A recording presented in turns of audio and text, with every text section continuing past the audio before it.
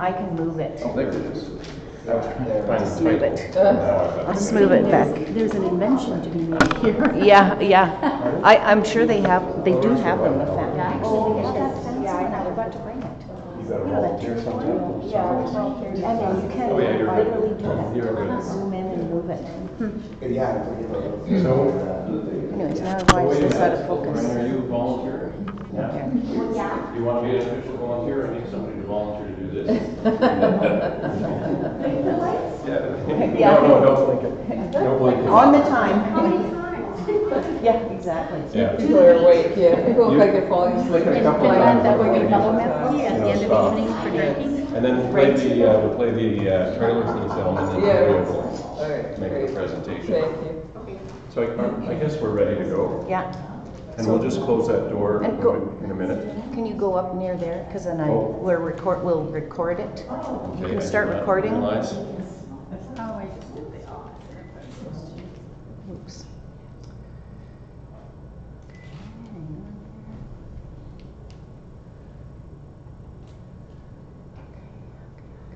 Shirley, you gotta give me a signal. Are we? Yeah. Yeah. We're recording, but maybe Yeah. you want to stand a little bit Oh, closer right, since you've okay, got so- the- got Well, the she's mic. coming in. She's coming Yeah, in. yeah. Don't worry about it. Don't worry about it. Okay. It's You my have to- pleasure. You have to speak into my mic. Yes. Yeah. Oh, there we go. Oh, I see. That's what that is. Okay. That's going to look a little odd. But, anyhow, welcome everyone to is this the last of our master classes? For Penultimate. penultimate master class for this year's edition of the Bay Street Film Festival. And I'd like to thank you all for coming out to the master class. And I want to remind you that the film, you're about to see a trailer for a film. It'll be playing later today. Tomorrow. 1 o'clock, I think. At 1 o'clock, we think. Anyhow, I should know that. I'm supposed to be the MC. It's on but the anyhow, inside there. anyhow, it's coming up. But today's presentation, this morning's presentation, is the genealogy of genealogy. And our very special guest from York University, Toronto, is Dr. Julia Kreet. And her film is entitled Data Mining the Deceased. So her film is tomorrow afternoon, and I've seen it. I can attest to the high quality of the film, and I think you'll all enjoy it. So please tell your friends and family to come out, because it's a really interesting and revealing film. And without further ado, I should mention that the Department of History at Lakehead University is proud to sponsor this session. So thank you very much for coming out. And if you haven't been to the festival, we've got films all afternoon and all day tomorrow, and this evening and tomorrow evening as well. So thank you very much, Julia, for coming up. Hello, everyone. I think what I'll do first is I'll show you the trailer for the documentary, which will be on tomorrow. It's been broadcast on TVO now, I think half a dozen times, and it's streaming on the TVO website for another week. They stream it for about a month after each broadcast. So it's been up and down, available all this year since February. February was the broadcast premiere. After you see the trailer, I'll tell you a bit about how I came to this project.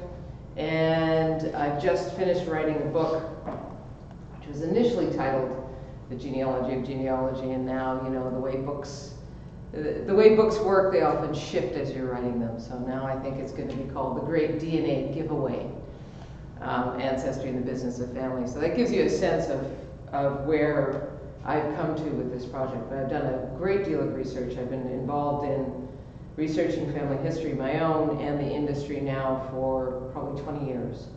So I might tell you some things about the industry that you didn't know or that you don't want to know.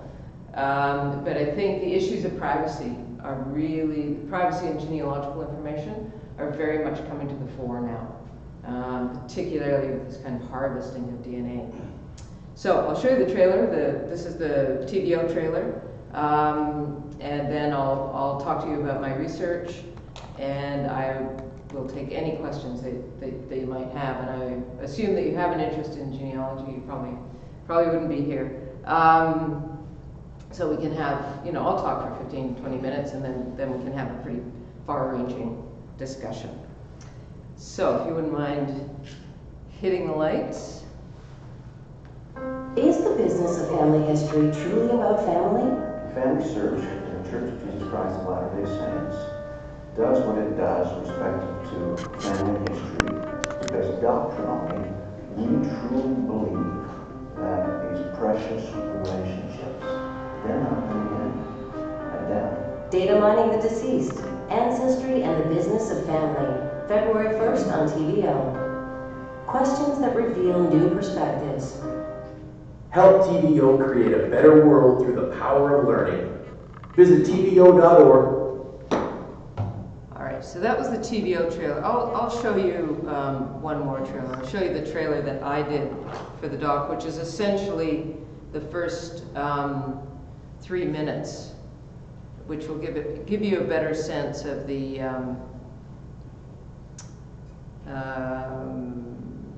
is that the clip or is that the? Hold on, let me just see if that's the. So, can we talk about technology for a minute? Yeah, that's not it either. That's okay. I'll talk it through because I can't remember exactly where I put my trailer up. I should know these things. Let's just have a quick look for it.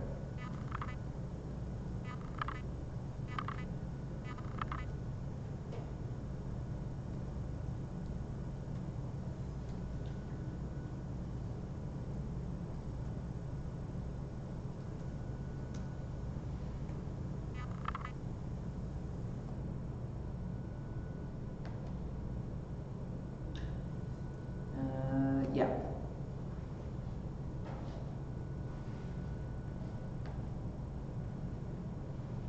So this is my new distributor. This is Flame Media.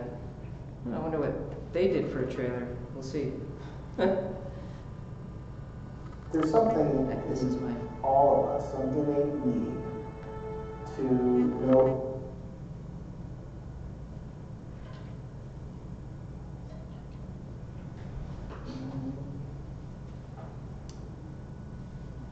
Sometimes screening full. In all of us, some innate need to know. I don't think it matters. It's just gonna take it just needs a minute. Yeah. Yeah. Will it load? Do you think? I think it will. It doesn't seem to be. Yeah, it seems pretty. These people are all coming to the Who fore. we are and why we are There we who go. we are. And that leads you immediately to start looking into your past. It's about selling relationships, and it's about making money out of the ways in which people are related to one another. All right. That's just going to keep glitching. So if you're coming tomorrow, you will see this anyways. Lights, please. Thank you. So let me tell you a bit about how I came to start researching the industry. And, you know, give you a sense of my perspective about it as well. I spent the better part of a decade trying to put together a family history, my mother's story, because I grew up without any family history whatsoever. Both my parents were immigrants to Canada, and they were from Europe, and their philosophy was, we've left Europe, we can leave the past behind. And I think that's often true of people who have come from traumatic histories, that immigration is a way of really making a clean break between the present and the past. And so I grew up Canadian, that's just, you know, that's all there was to it. And then shortly before my mother died, my sister revealed this family secret, that she in fact had been Jewish. And I was 26 by then, and I thought, no, that seems like a complete fabrication. How can that be true? There's been no talk of it at all. There's been no discussion in the family. This makes absolutely no sense to me at all. But my mother was quite sick by then, and it wasn't one of those things that we could talk to her about. And so I never had a conversation with her about it. But then after she died, things started to surface, and she had been quite a prolific writer. She'd written poetry, she'd written a lot of book reviews, she was writing for the Whig Standard in Kingston. She'd done a ton of photojournalistic profiles of other people. She was a professional portrait photographer, very talented woman. But the one person that she had never really talked about was herself. Although she had written these manuscripts and she had tried to publish them, but she tried to publish them as fiction, when in fact they were much, much, much closer to memoir. So she'd written about her life, but she'd left out all the details. She left out the most important parts of her story. And yet she felt compelled to write about her life. Anyway, after she died, I started going through her papers, and my father would have thrown everything out, but we managed to stop him from doing that. And I decided that I would go to Hungary. It took me a long time down that path, and I know that those of you who do family history, these things, these stories take a very long time to develop. So about 10 years after I started to piece the story together, I thought, okay, I'm gonna go to Hungary and see what I can find. Now, I don't speak Hungarian, and all of the primary documents were in Hungarian, and it was a long shot to find anything. But in fact, I found all of my grandfather's papers, all of her father's papers in an archive in Székesfehérvár, which is about 70 miles from Hungary. So at that point, I had her opaque memoirs and his unreadable archive, and I was sunk. And so I spent the next 10 years of my research life really trying to put this story back together, with long periods of time in Hungary. I had 2 research leaves in Hungary. And I learned enough Hungarian to, not get my hands chopped off at the butcher. But that was about as a very difficult language. And so I would have to, working with primary documents, figure out what a document did, what was its function, before I could really decide whether it was worth translating or not. At any rate, I managed to piece the story together, and of course it was a terribly, terribly tragic story. The family had been Jewish, they'd all been deported. She'd lost her entire family, she'd lost her first child, and her solution to survival was essentially to forget that entire history. And she converted, she became a member of the United Church in Kingston, and so we were brought up Protestant. At the end of that period, so I started that research in about the mid-1990s. And I finished the bulk of it by about the early 2000s. I made a documentary. My first documentary is about her story. It's available online. It's called MUM, M-U-M, Story of Silence. And I was bitten by 2 bugs at the same time, the genealogy bug and the documentary bug. So they've really gone hand in hand for me. I'm not exactly sure why, but that's the way it's worked. At the end of my primary research, I kind of looked around and I thought, well, everybody's doing this. There were all kinds of Jewish genealogists in Eastern Europe collecting records, sending them back to the Mormon Archive, sending them back to Jewish Gen in New York. And I just kept running into more and more and more and more people who were doing this. And I thought, okay, so I'm not alone. I thought my story was very special, but clearly I'm not alone. And what's happening? What's the environment? What's the context that's driving this interest? And then, these passive inquiry are never quite straightforward. Then I read a story by Daniel Kish, who was a Yugoslav writer. And he wrote a story, also, his father had also perished. He wrote a story called The Encyclopedia of the Dead. And it was a story about an archive in Sweden that was in the caverns of the Swedish National Library. And the story is that this woman who has just lost her father has gone to Sweden to visit a friend, and a friend says, you know, I'm going to take you to this archive. So she goes into the archive after hours, and she's led down into the cavern, and there she finds, and she realizes that it's the Encyclopedia of the Dead. It's the story of everyone who has ever lived, written by an anonymous group of historians, these kind of recording angels. And she's fascinated. She finds her father's entry, and she's completely fascinated by what she finds there. All of the details, scenes from his childhood. And then she finds a little bit too much information. As some of us, I think, have had that experience of going, did I really need to know that about that family member?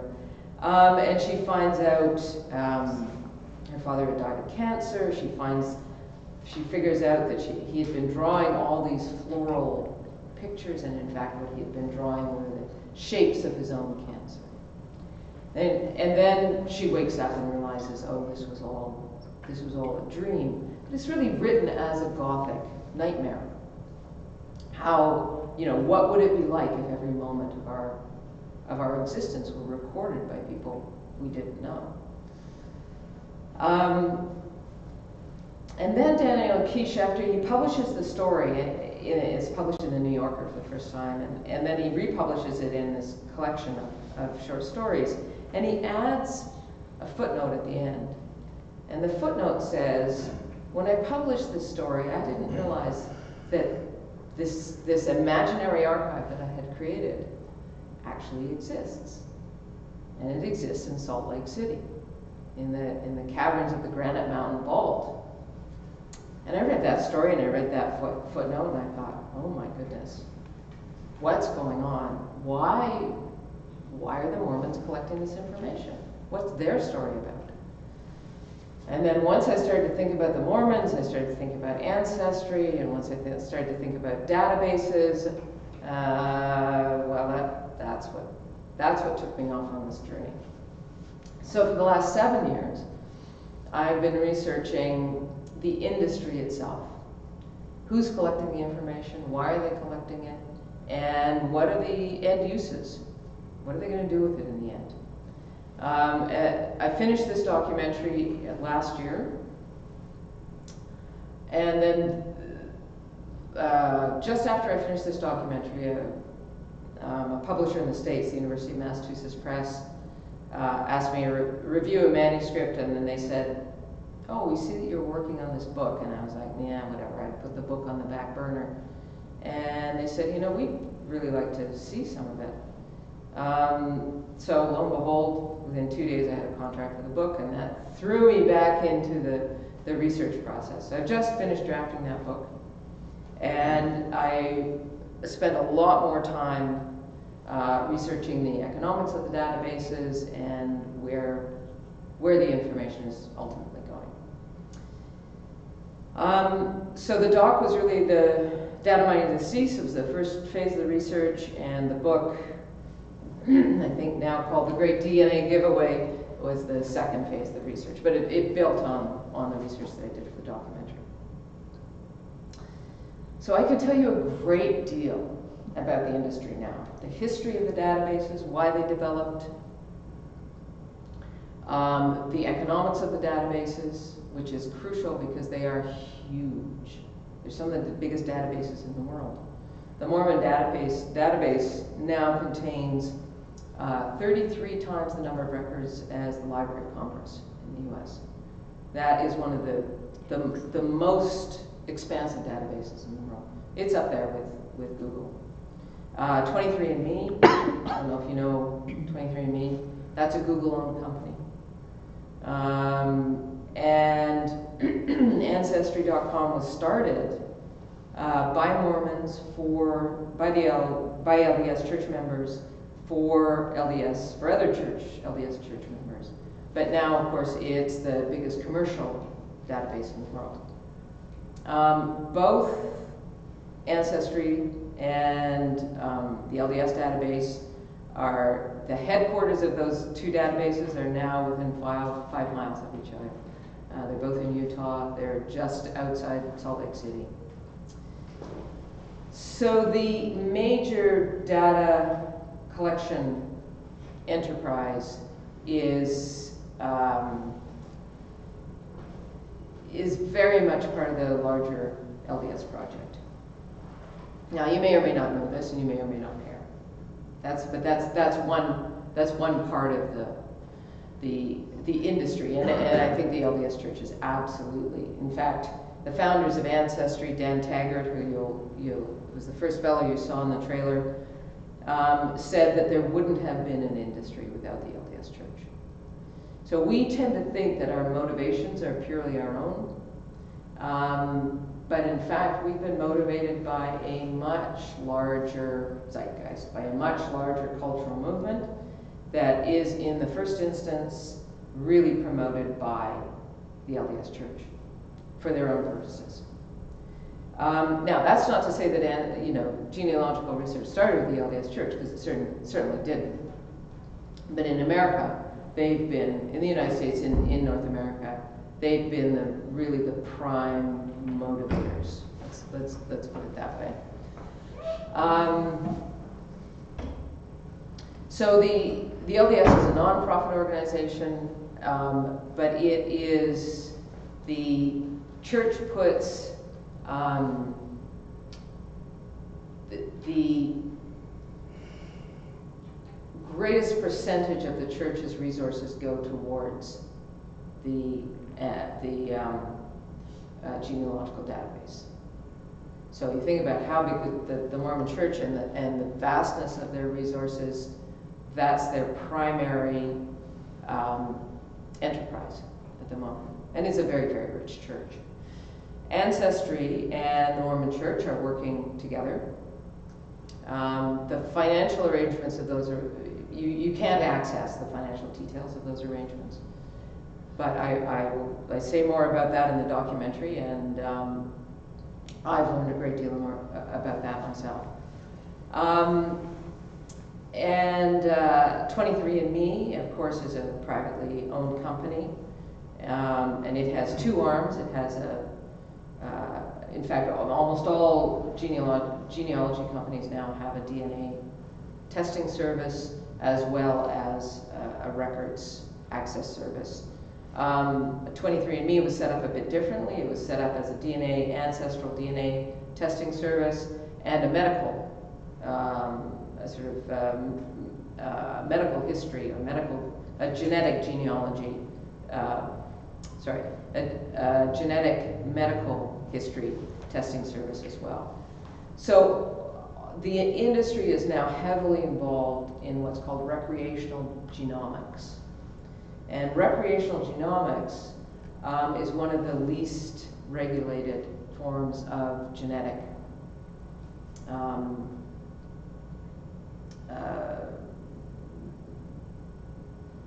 genetic gathering, information gathering. And it's the most personal, because you are giving your DNA away, essentially. So what I found out, all right, have I scared you yet? Not yet? You don't care. My primary concern these days is around the privacy of genealogical information. And my research has been funded by the federal funding bodies for for scholarly research. But it's also been funded by the Office of the Privacy Commissioner of Canada, because the Privacy Commissioner is also very, very interested in these questions of genetic privacy and personal information privacy. And the Privacy Commissioner has some real concerns about the circulation of DNA information as well. So they are funding, they're also funding my ongoing research, and I'm just actually in the process of applying to them for further funding to try and mount a public awareness campaign about how the DNA is being used.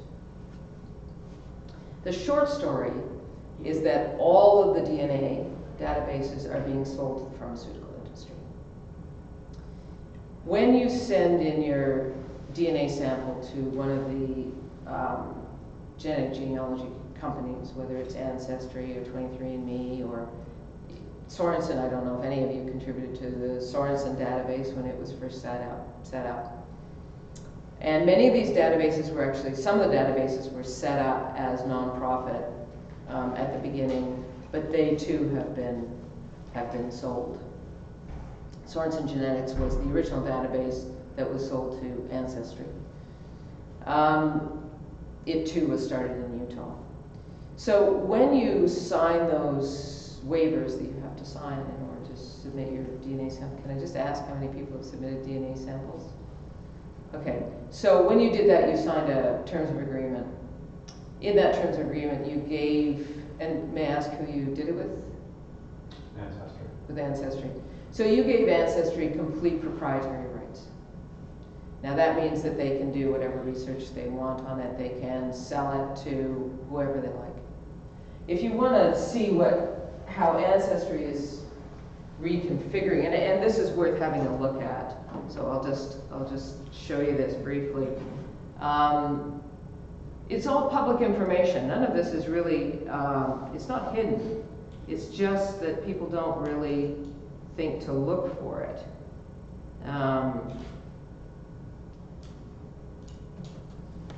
And if I sound like a bit of a crusader, Ancestry has, I think, the most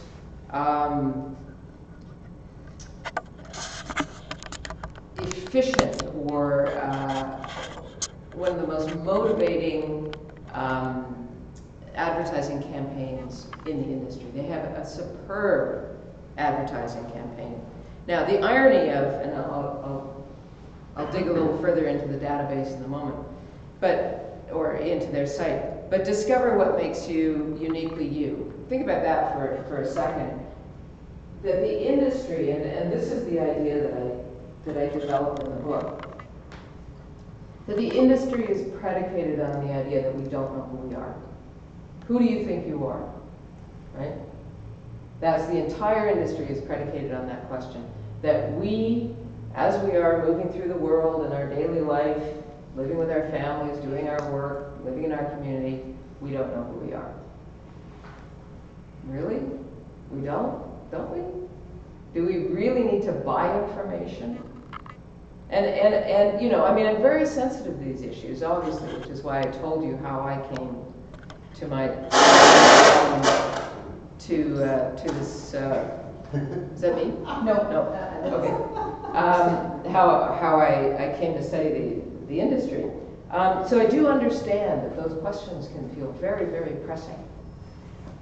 But that's not how the industry sells it. The industry sells it. The main message of the industry is that we lack knowledge about ourselves. Now, we've never really lacked all that much information about ourselves prior to the last 20 years. Think about it. We knew who we were, didn't we? Sort of. You knew who you were, your parents told you who you were, or your grandparents, you might have known your grandparents. That was kind of enough. But now we need to know who we are back to the 17th, 18th century. We need our bloodlines back to, 10,000 years. It's not information we've ever needed before. And so the industry has created a new lack for us. And it's really that we don't know something essential about who we are. I think that's pernicious. I really do. And here's the irony, is that as the databases get bigger and bigger and bigger and bigger and bigger and bigger, we become smaller and smaller and smaller and smaller and smaller and smaller parts of those databases. So there's an inverse proportion of our importance to the database and the database's kind of reach. But that's, of course, they would never sell that by saying to you, well, everybody's doing this, and you are an insignificant part of our database. No, instead you're going to find yourself. You're going to find out who you really are in the database. So here's what's going, so that's the front of the industry. What's going on behind the industry? Unlock the family story in your DNA. Well, it's not the family story. It's the story of the entire world. We are all mongrels. So they like to use the tagline, everyone is related. But at the same time, they're telling you we're each of us is unique.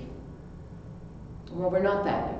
We share 99.9% of our DNA. So the bits of DNA that are different are exceptionally minute. And in fact, we're much more similar than we are different. But that would never sell, even though everyone's related. Sells, telling you you're the same as everyone else wouldn't work in the industry.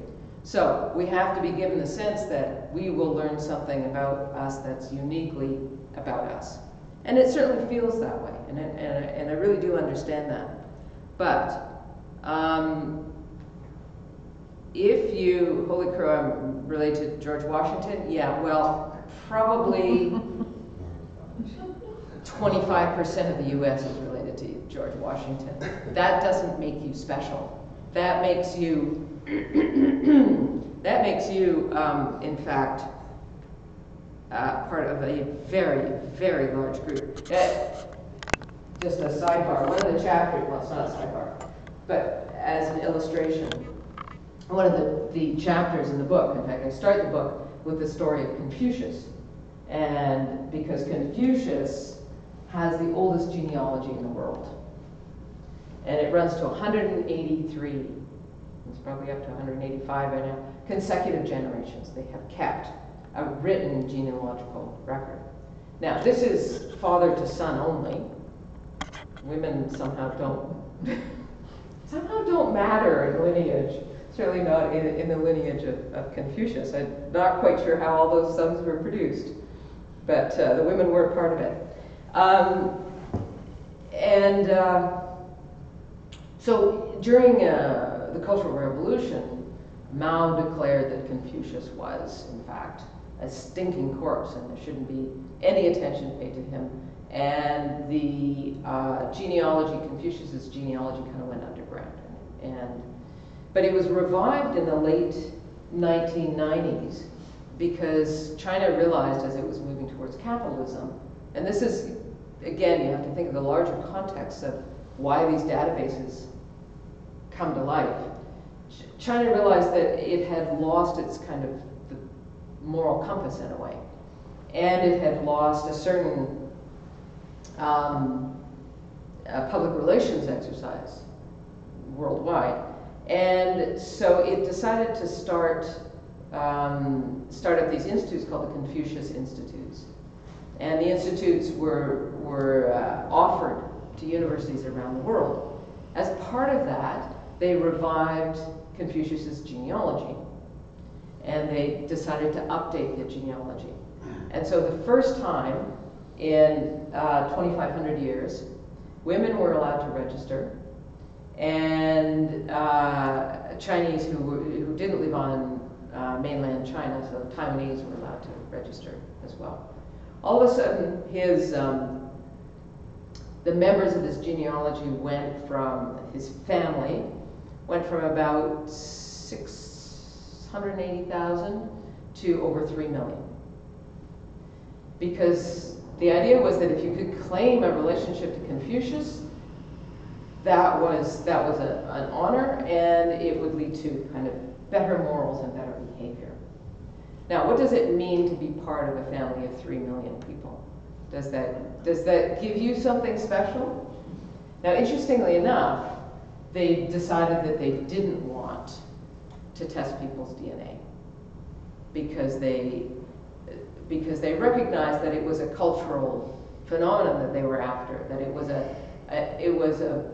was identification that they were after, and that if the DNA didn't bear it out, that people would be disappointed, or they would begin to question the bloodlines, and they didn't want the genealogy questioned, so they didn't do the DNA testing.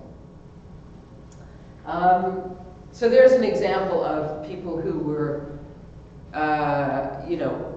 who wanted to be both unique, you know, who felt that belonging to that bloodline gave them something unique, and yet they were part of a very, very large group of people who called themselves Confucius family. One of the Chinese dailies quipped that, you know, he's been dead 2,500 years, and yet his family just keeps growing. Okay, so if we go into down here into corporate information.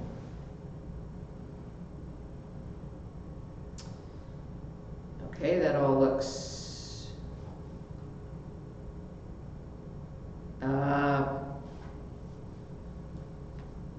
let's see if it's here in the newsroom.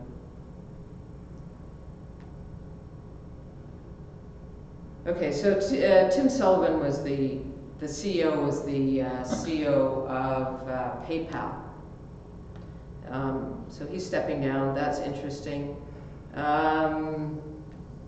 You can see that they're all involved in the big, large, you know, in the huge information tech companies. But now, where's the? What I wanted to show you. Let's just wonder if it's in here.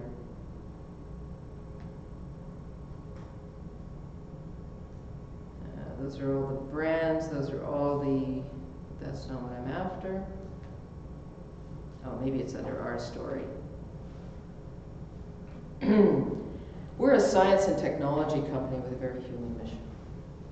Okay, so they are calling themselves now not a genealogy company, but a science and technology company. And the reason they're calling themselves that is because they're selling the databases to the pharmaceutical industry.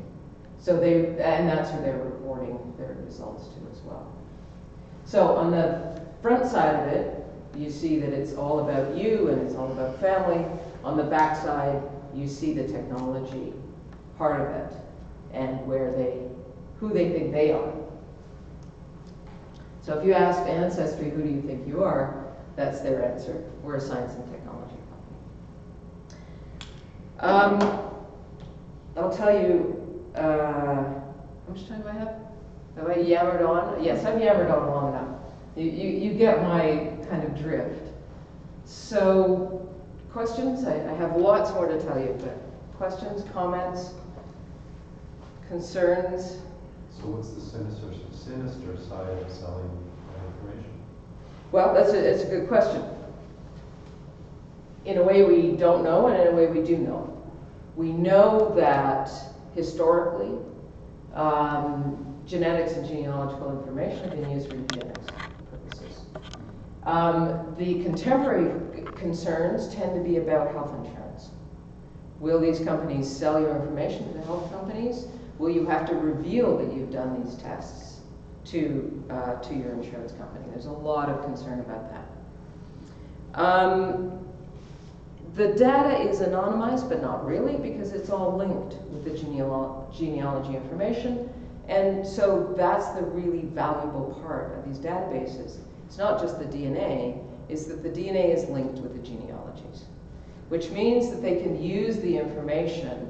It's not just your information that you're giving them the information of your entire family.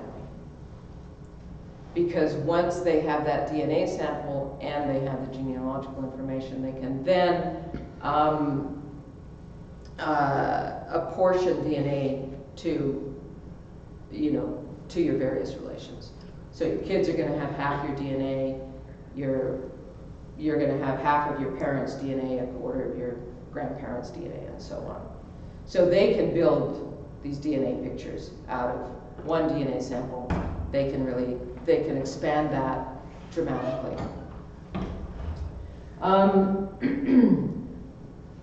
We don't know what happens to private information, but you know that as soon as you do a search on Ancestry, every ad you get is for some kind of Ancestry service. So, of course, there's that part of the information problem as well. But let me tell you the example of Iceland, because the other case study. So I do three sort of, I examine three databases in the documentary. The Mormon database, the Ancestry database, and the case of Iceland's Decode Genetics. So Decode Genetics was a startup genetics research company. It started in the early 2000s, and their idea, and it was an excellent idea. The guy who started it, Kari Stephenson, was a neuroscientist from Harvard, and he thought, if I go home to Iceland, he was originally from Iceland, if I go back to Iceland, I have a perfect laboratory in the population of Iceland, because I have a homogeneous population with extraordinary genealogy records, best in the world, some of the best in the world. And I can start an industry there. I can bring something home. I will have much more latitude to work in Iceland than I do in a university lab where I'm constrained by all kinds of ethics protocols and privacy protocols. So he went home to Iceland. He started at Decode Genetics. And the first thing he did was, there was a fellow, again, you'll see this all tomorrow, but there was a fellow, Friedrich Skúlason, who was, he was an amateur genealogist, but he was also a tech guy. He was a tech guy who worked in privacy, ironically. And he had started a genealogy database. And he was slowly working his, slowly collecting records. And they have, in the sagas, they have genealogical records that go back to the 9th century. It's an extraordinarily rich. And it's a very small population. It still only has 300,000 people. So Kari Stephenson went to Skúlason and he said, look, we need this database. How long is it going to take you? And Skúlason said, well, it's taking 40 years. And they said, no, we need it now.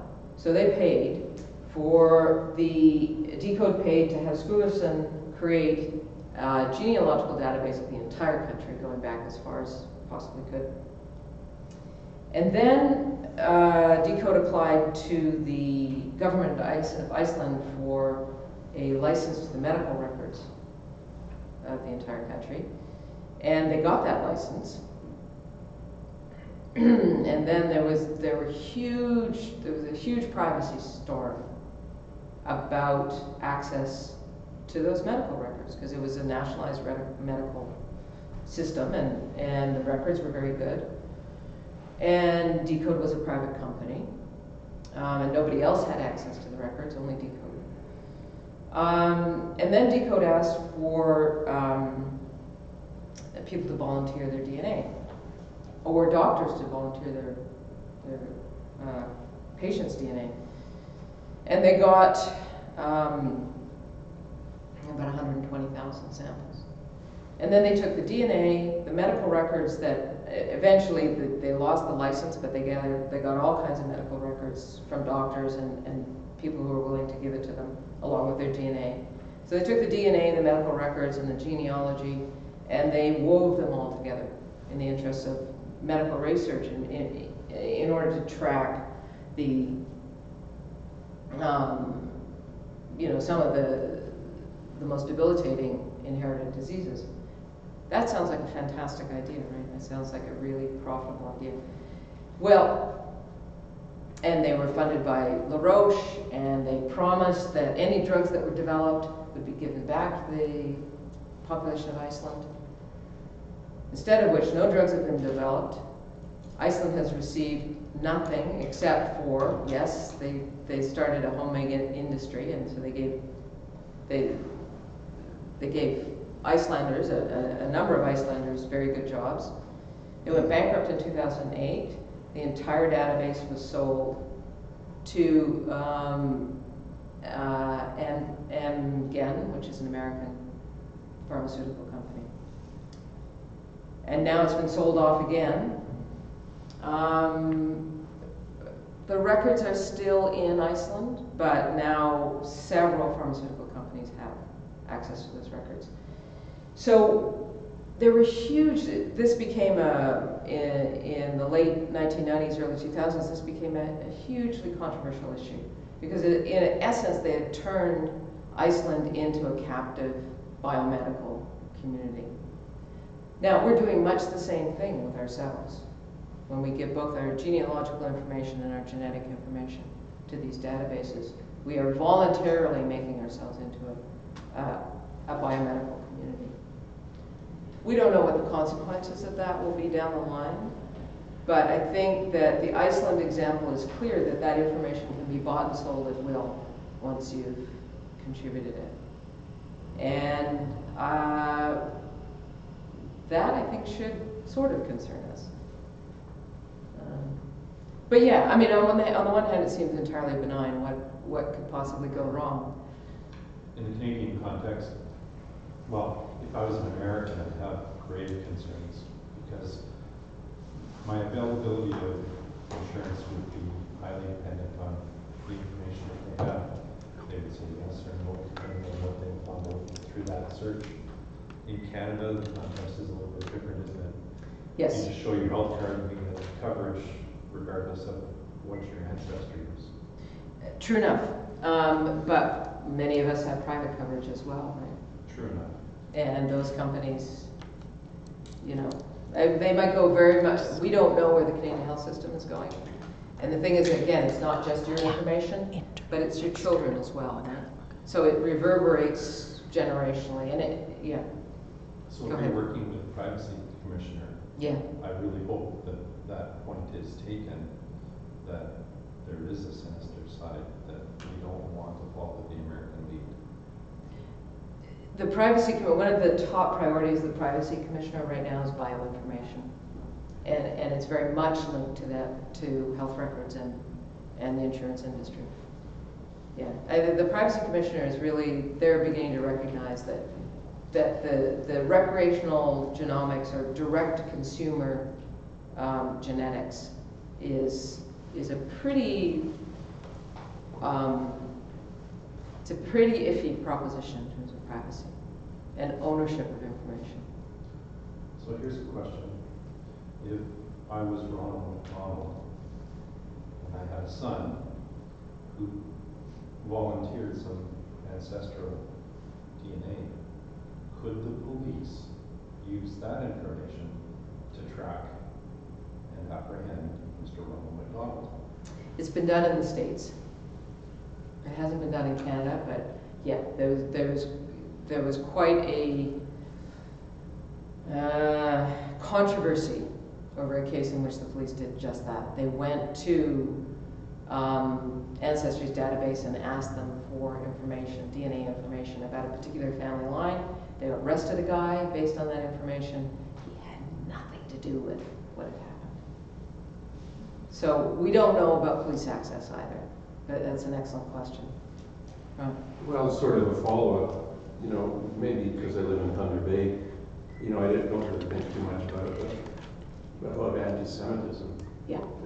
And just a few weeks ago, I couldn't believe what I heard on the streets of Charlottesville.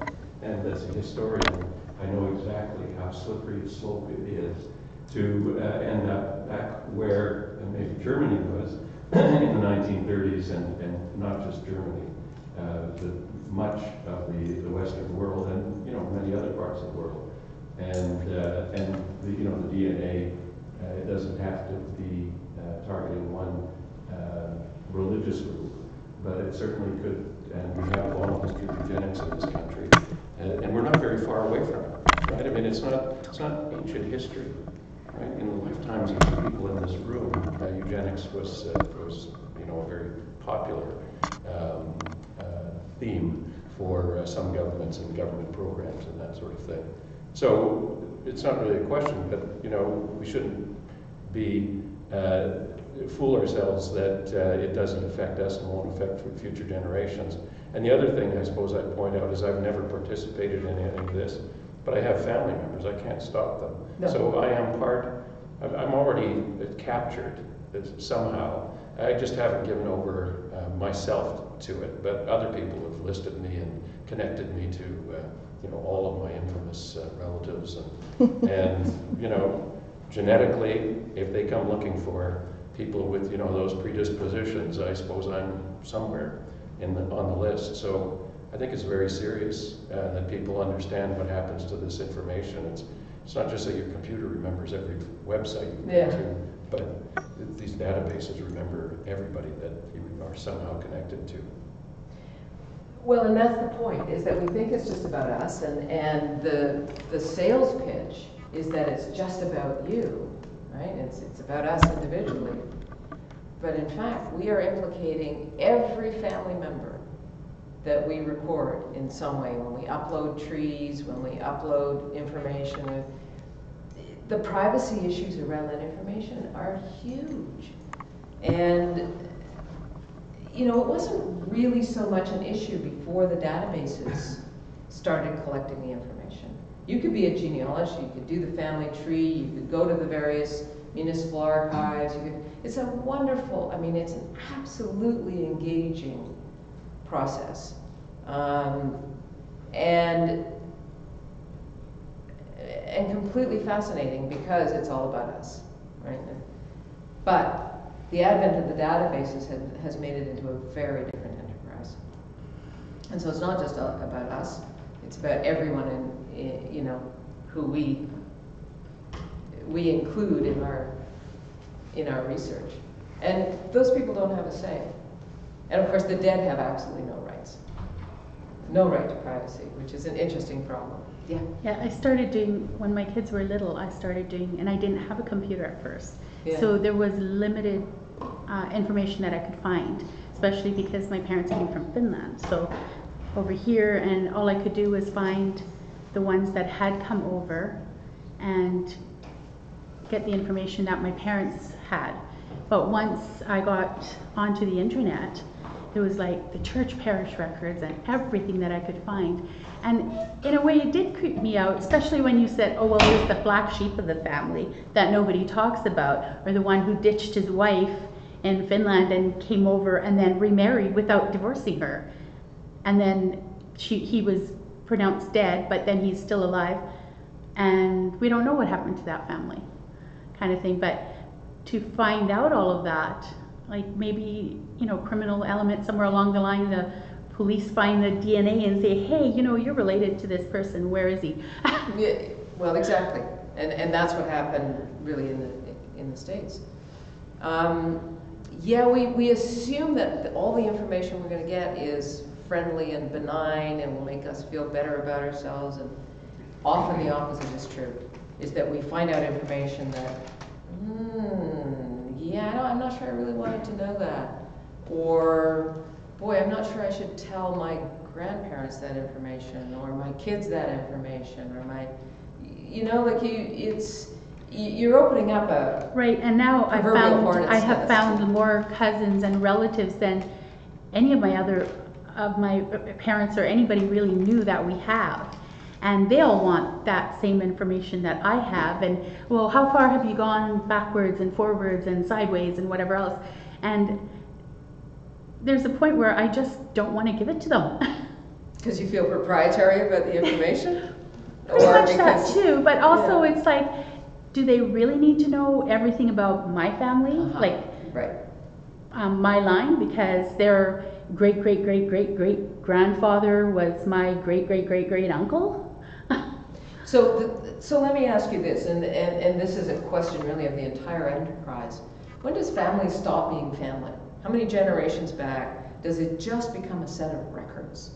How much of it becomes, so this is a concept I tried to work out in the book, an exercise in the mathematical sublime, in the sense that we find incredible pleasure in making these links, but as the links get bigger and bigger and bigger and bigger, again, we get to be a smaller and smaller and smaller part of it. And so in a way we kind of want to keep a limit on how big that tree gets, because again, the bigger it gets, the more insignificant we are in it. And there is a proprietary sense of the information. But once you put it out there, you don't own it anymore. Yeah, it's kind of TMI, too much information. Well, and this is what Tisha's story was about. Was at what point does it flip over into kind of horror, a gothic horror story of, wow, there's really too much information out there about me and my family, and yeah, that's nothing. I guess what you're saying is you can't see the forest for the trees, right? I mean, yeah, something like you're that. wrapped up in one tree and there's a forest. Yeah. We're going to have to wrap up. Sorry, So one last question, and Yeah. The next step too is that you've been talking about all the different corporations that have their hands in it. Yeah. Especially last week, and I think I'm clean, I don't know, with Equifax being breached, and 140 million records being breached. But with the genealogy I do mostly through Ancestry.ca, and it's easy to get in there. Once you get in there, you can get the genealogy. But if there's a group that uses it, like they breached Equifax for non-quote legal reasons, they've got my family going back to the 11th century, and they've got a lot of stuff on a lot of people. Like you said, how far back do we go? Well, they got stuff then on people I don't even know who are living now. Right. But they got it, and that's scary. That's because if it can happen to a group like Equifax, who then don't tell us, right, we wouldn't know if there was a breach. For some of these pharmaceutical companies, they're even more quiet, So yeah, that's the thing. I mean, in online information, there's virtually no security for online information. So you think about all of that private, very private, familial, identity theft. I mean, these are the kinds of things that the privacy commissioner is worried about. Is bioinformation identity theft, and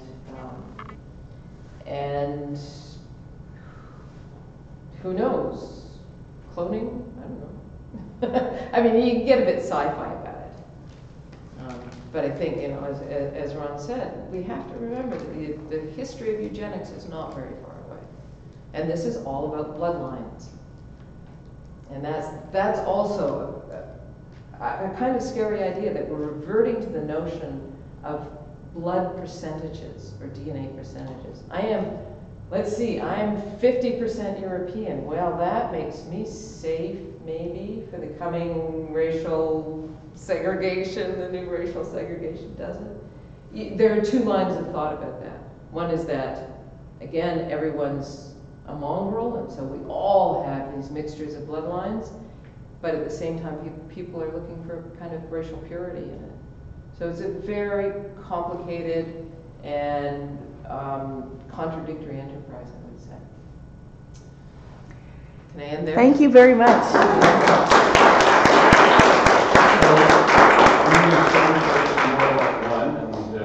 Everybody should go home with the task of bringing 3 more people to it, because it's certainly well worth the watch. And there'll be lots of time to discuss after the film also, too. We've got a good And if you gap of time can't after make the it, I've film. got DVDs there, which I'm happy to part with for $20. And I see Megan, and are you Calder? Come right up. So we'll just, those that are Yep. leaving, because I have to 7 go, sorry. 2-minute. And then We'll if just have a anybody's 2-minute break interested here. in DVD, now would be the time. We'll just take a minute while they set up. But otherwise, we're taking the DVDs over to the festival merch table and